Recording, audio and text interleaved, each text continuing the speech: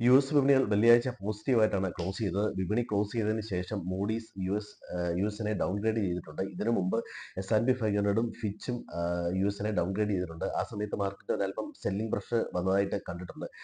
അപ്പോൾ ഇപ്രാവശ്യം ഈ ഡൗൺഗ്രേഡിന് ശേഷം യുഎസ് ഫ്യൂച്ചേഴ്സ് ഇപ്പോൾ മൈനസിലാണ് ട്രേഡ് ചെയ്യുന്നത്. അതുപോലെ തന്നെ 1% മൈനസിലാണ് ട്രേഡ് ചെയ്യുന്നത്.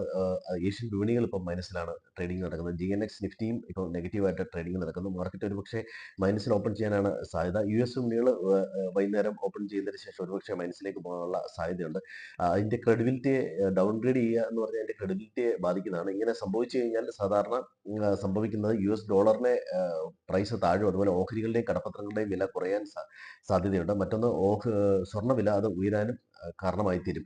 യുഎസ് GDP ഏതാണ്ട് 6.4% ആയതും ഒരു രാജ്യത്തിന്റെ കടം അതിന്റെ GDPയെ ക്രോസ് ചെയ്യുന്ന അത്തരത്തിലൊരു സാഹചര്യം ഉണ്ടായതിനെ തുടർന്നാണ് മൂഡീസ് ഇതുപോലെ റേറ്റിംഗ് ഡൗൺഗ്രേഡ് ചെയ്യാനുള്ള പ്രധാനപ്പെട്ട കാരണം. ഇന്ത്യൻ വിപണികളും കഴിഞ്ഞ ആഴ്ച പോസിറ്റീവായിട്ടാണ് ക്ലോസ് ചെയ്തത്. ഏതാണ്ട് 4% പോസിറ്റീവായിട്ടാണ് ക്ലോസ് ചെയ്തത്. വെള്ളിയാഴ്ച ചെറിയ മൈനസ് ഒരു പ്രോഫിറ്റ് ബുക്കിംഗ് കാണിച്ചുവെങ്കിലും മാർക്കറ്റ് ഏകദേശം നല്ല രീതിയിലുള്ള റിട്ടേൺ ആണ് കഴിഞ്ഞ ആഴ്ച നൽകിയത്. ഇതിന് പല കാരണങ്ങളുണ്ട്. യുഎസ് ചൈന ട്രേഡ് ഡീല് നടന്നതും അതുപോലെ തന്നെ ഇന്ത്യ പാകിസ്ഥാൻ യുദ്ധം സന്ധിയായതും ഒക്കെ ഇതിനൊരു പ്രധാനപ്പെട്ട കാരണമാണ്. അതുപോലെ തന്നെ UN ഇന്ത്യയുടെ വളർച്ച 6.3ലേക്ക് 3 അത്രയും തന്നെ വളരും എന്നുള്ള രീതിയിലുള്ള ഒരു കമന്റ് വന്നിട്ടുണ്ട്. മറ്റു രാജ്യങ്ങളിലെല്ലാം വളർച്ച ഭീഷണി നേരിടുമ്പോൾ പോലും ഇന്ത്യയിൽ വളർച്ച കുറയുമെങ്കിലും അത് 6%-ന് മുകളിൽ നിൽക്കുന്നത് വളരെ പോസിറ്റീവായിട്ടുള്ള ഒരു കാര്യമാണ്. അതുപോലെ തന്നെ പ്രതിരോധ ചെലവുകൾക്കായിട്ട് വീണ്ടും 50,000 കോടി രൂപ ഗവൺമെന്റ് അതിന് അനുമതി നൽകിയിട്ടുണ്ട്. പ്രതിരോധ ഓഹരികൾക്കെല്ലാം ഇതൊരു പോസിറ്റീവാണ്. അതുപോലെ തന്നെ കയറ്റുമതി 9% ഉയർന്നതായിട്ടും ഡേറ്റകൾ കാണിക്കുന്നുണ്ട്. ഇതും വളരെയധികം പോസിറ്റീവാണ്. ഇനി ഫോറിൻ ഇൻസ്റ്റിറ്റ്യൂഷന്റെ പൊസിഷൻ നോക്കുകയാണെങ്കിൽ FISും പ്രോ ട്രേഡേഴ്സും വീണ്ടും ഷോർട്ട് പൊസിഷൻ ഫ്യൂച്ചറിൽ കൂട്ടിയിട്ടുണ്ട്.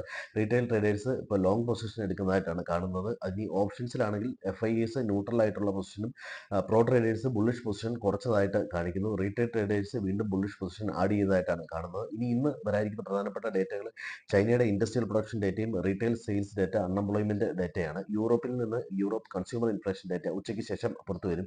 ചൈനയിൽ നിന്ന് ഇൻഡസ്ട്രിയൽ പ്രൊഡക്ഷൻ ഡേറ്റ പുറത്തു വന്നിട്ടുണ്ട്. അത് പോസിറ്റീവായിട്ടാണ് വന്നേക്കുന്നത്. മറ്റൊന്ന് ചൈനയുടെ റീറ്റെയിൽ സെയിൽസ് ഡേറ്റ 5.5ൽ നിന്ന് 5.1 ആയിട്ട് കുറയുന്നു എന്ന തരത്തിലാണ് ഇപ്പോൾ ഡേറ്റ വന്നിരിക്കുന്നത്. കുറച്ച് ഇന്ത്യൻ മാർക്കറ്റ് ഓപ്പൺ ചെയ്തതിനും കുറച്ച് മുമ്പാണ് ഈ ഡേറ്റകൾ ഇപ്പോൾ പുറത്ത് വന്നിരിക്കുന്നത്. പൊതുവെ US മൂഡീസിന്റെ ഡൗൺഗ്രേഡിനെ തുടർന്നൊരു നെഗറ്റീവ് സെന്റിമെന്റ്സ് ആഗോള വിപണികളിലെല്ലാം പ്രകടമാണ്. ഇന്ത്യൻ വിപണികൾ ഏതാണ്ട് പോസിറ്റീവ് മൊമെന്റത്തിൽ തന്നെയാണ് ഇപ്പോൾ നിൽക്കുന്നത്. 25,000-ന് മുകളിൽ ക്ലോസ് ചെയ്തത് മാർക്കറ്റിനെ സംബന്ധിച്ച് വളരെയധികം ഒരു പോസിറ്റീവാണ്. 24,600 ലെവലിലാണ് മാർക്കറ്റിനെ സംബന്ധിച്ചുള്ള ഒരു സപ്പോർട്ട്. സ്റ്റോക്ക് സ്പെസിഫിക് ആയിട്ട് നീങ്ങുന്നതാണ് നല്ലത്. പ്രതിരോധ ഓഹരികളും അതുപോലെ തന്നെ റെയിൽവേ ഓഹരികളും ഒക്കെ ഒരു ബുള്ളിഷ്നെസ്